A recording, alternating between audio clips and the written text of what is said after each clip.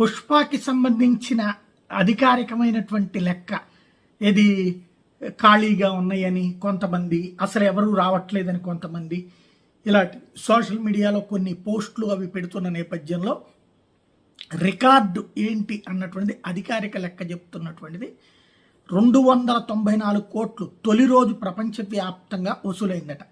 మైత్రి movie makers అధికారికంగా చెప్పిన లెక్క. డిసెంబర్ 4 రాత్రి నుంచి థియేటర్లో సందడి చేసినటువంటి పుష్ప 2 కలెక్షన్ పరంగా ఓవర్సీస్లో టాప్లో ఉంది. హిందీలో కూడా పుష్ప 2 తొలి రోజు రికార్డు సృష్టించింది. 72 కోట్లు నెట్ వసూలు చేసింది.